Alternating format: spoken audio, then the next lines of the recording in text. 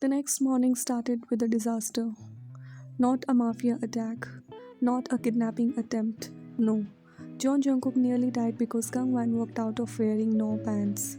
Morning sunlight filtered softly through the large cabin windows while the smell of instant ramen filled the quiet kitchen. Frick had woken up first. Dressed in a loose grey sweatpants and a black t-shirt, he stood near the stove lazily cooking ramen because unfortunately that was the only breakfast option available inside the isolated cabin. A few minutes later, Jungkook walked into the kitchen quietly. His black hair looked messy from sleep, and he wore simple black sweatpants with a fitted dark shirt stretching naturally against his broad shoulders. Without saying anything, he pulled out a chair and sat at the dining table. Frick automatically placed a cup of black coffee in front of him because returning to the kitchen, everything felt peaceful, calm, silent. Then soft footsteps echoed from the hallway. Junko casually lifted his coffee toward his lips and immediately choked. Cough. His eyes widened slightly in rare surprise while lowering the cup slowly. Because Kang Wan had just walked out half asleep, fearing nothing except one oversized white shirt. A very oversized shirt, one that barely covered the top of her thighs. Her blonde hair looked messy from sleep while she yawned softly and stretched both arms above her head innocently, accidentally revealing bright red beneath the shirt. Jungkook completely froze. His brain genuinely stopped functioning for 2 full seconds. Why? Why is this woman walking around like that first thing in the morning? And why did he have to witness it? Jeon Jungkook was not used to women casually dressing revealingly around him, especially not women who are neither his girlfriend nor his wife. His eyes instantly snapped away. Meanwhile, Van smiled sleepily, completely unaware of the internal crisis happening inside his head. Good morning. Jungkook slowly stood up from his chair while maintaining strict eye contact with literally anything except her bare legs. His jaw tightened slightly. The more you keep quiet and stay away from me, he said coldly, the better it will be for you. Van blinked in confusion. What? But Jungkook had already grabbed his coffee and started walking toward the cabin door. As he passed Frick, he spoke without stopping. Give this woman something proper to wear. Frick nodded immediately while Jungkook walked outside, with his coffee clearly preferring cold forest air over visible bare thighs at 8 in the morning. The cabin door shut behind him, silence followed. Meanwhile, Wine stood there completely numb, still trying to process what had just happened. The more you keep quiet and stay away from me. Why had he said that? Wasn't he the one who caused the scandal in the first place? Wine looked down at the pants and at her own legs and back at him with the visible confusion. Why?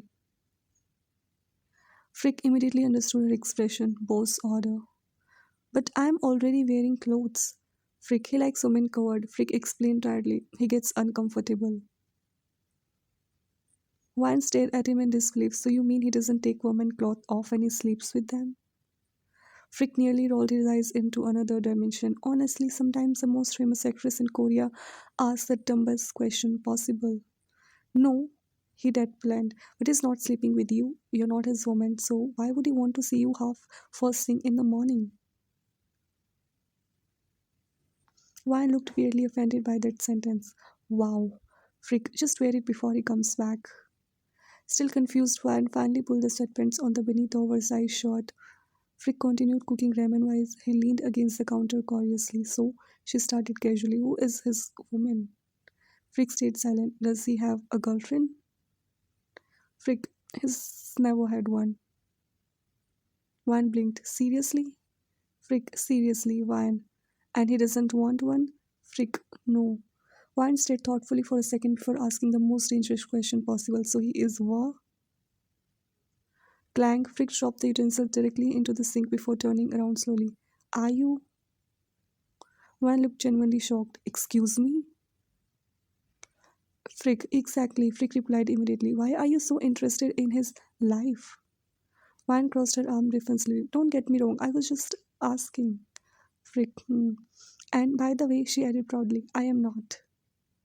None of us are, Frick muttered. Now please let me cook in peace. Wine ignored that completely. I want coffee. Frick pointed toward the dining table. Sit there, I will bring it. But instead of sitting down properly, Wan quietly walked past the living room and toward the cabin entrance because honestly, she wanted to see what exactly John Jungkook was doing outside alone this early in the morning. Wan's eyes slowly followed Jungkook across the forest clearing. Morning sunlight filtered through the tall trees while the sound of wood cracking echoed softly through the cold air. And honestly, the man looked unfairly attractive.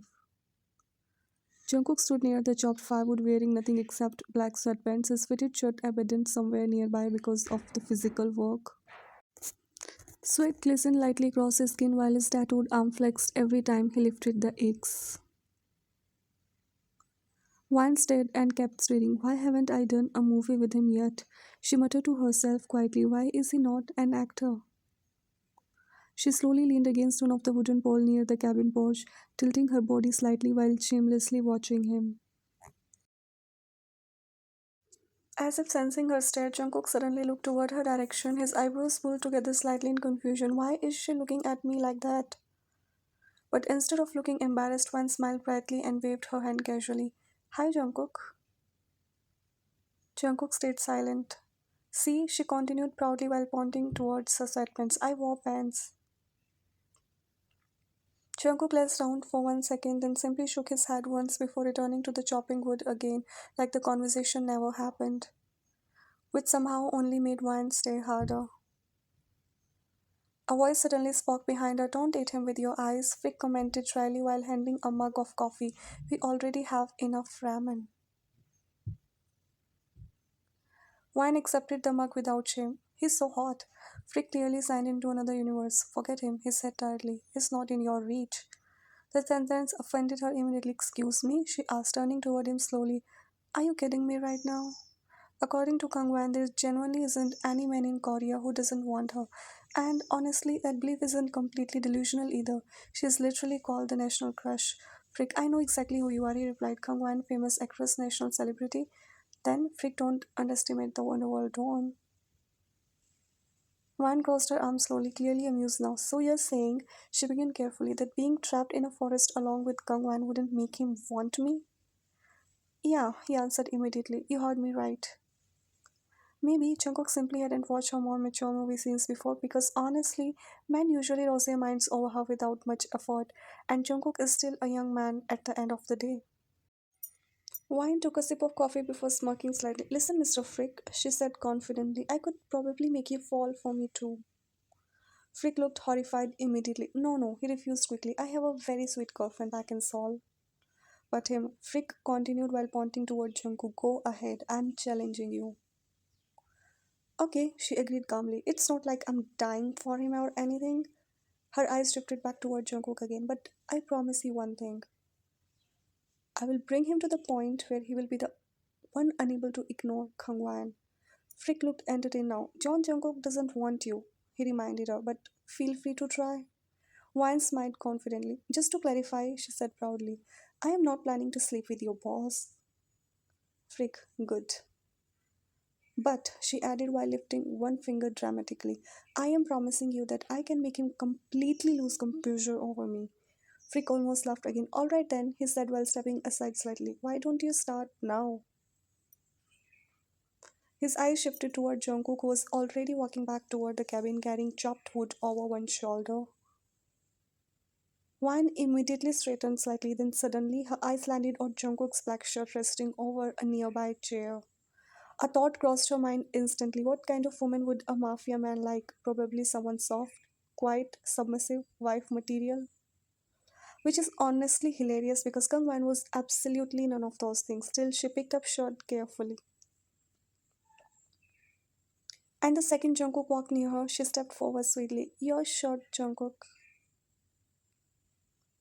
Her voice suddenly became softer, gentler, almost shy. A perfect performance because, after all, acting is Kangwan's greatest talent.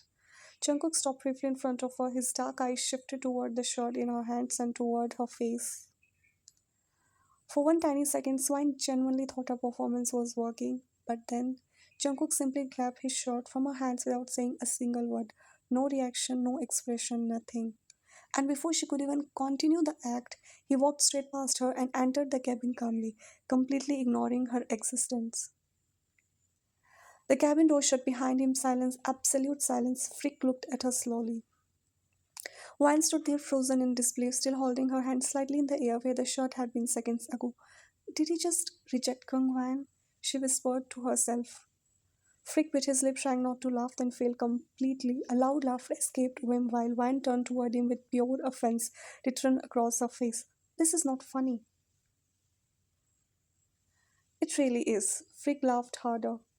Wine looked genuinely traumatized now. No, because seriously, she said while pointing toward the cabin dramatically. What is wrong with that man?